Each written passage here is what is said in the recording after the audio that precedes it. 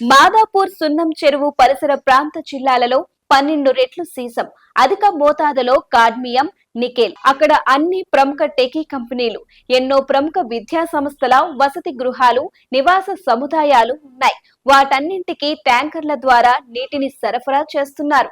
తాగేందుకు, వినియోగించేందుకు ఈ నీటినే వాడుతారు. వేసవితో పాటు ఇతర సీజన్లలోనూ ట్యాంకర్ల నీరే వీరికి శరణ్యం. ఆ నీరే వారి పాలిట విషంగా మారింది. వారికి తెలియకుండానే ఆరోగ్యంపై ప్రభావం చూపుతోంది.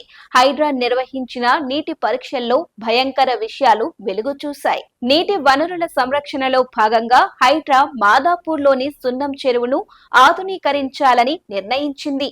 ప్రైవేట్ వ్యక్తులు ఈ చెరువు చుట్టుపక్కల బోర్లు వేసి నీటిని మాదాపూర్, హైటెక్ సిటీ, మియాపూర్, కూకట్పల్లి తదితర ప్రాంతాల్లో విక్రయిస్తున్నారు.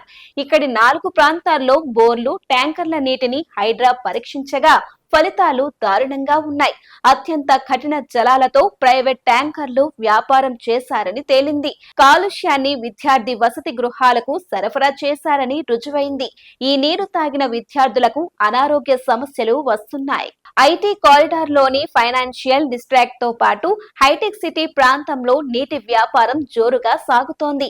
5,000 లీటర్ల ట్యాంకర్ 2,000 నుంచి 5,000 వరకు సీజన్ ను బట్టి విక్రయిస్తున్నారు. దాదాపు లీటర్ నీటిని రూపాయి చొప్పున ఈ ప్రాంతం వసూలు కొనుగోలు చేస్తున్నారు. ఈ నీరంతా అక్రమంగా వేసిన బోర్ల నుంచి సరఫరా అవుతున్నదే. సున్నం చెరువు పరిసరాలలో వందల సంఖ్యలో బోర్లు ఉన్నాయి. వీటి నుంచే వసతి గృహాలు, నివాసాలకు సరఫరా చేస్తున్నారు. తాగే నీటిలో pH విలువ చూస్తారు.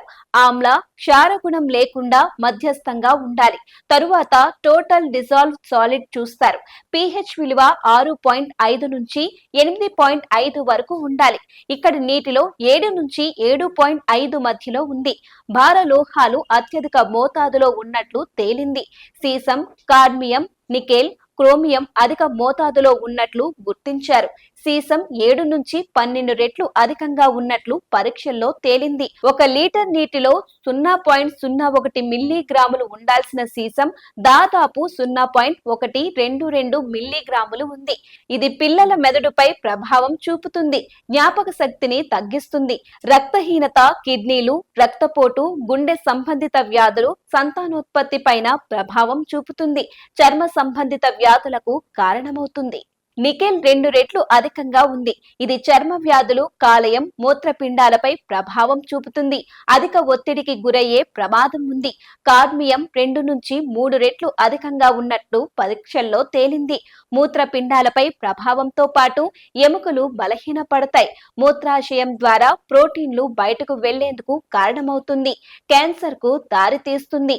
సాధారణంగా నీటిని మరగబెట్టి చల్లార్చి వడపోసి తాగాలని వైద్యులు సూచిస్తున్నారు. ఇలా చేయడం వల్ల భార లోహాలు మరింత ప్రమాదకరంగా మారుతాయని హెచ్చరిస్తున్నారు.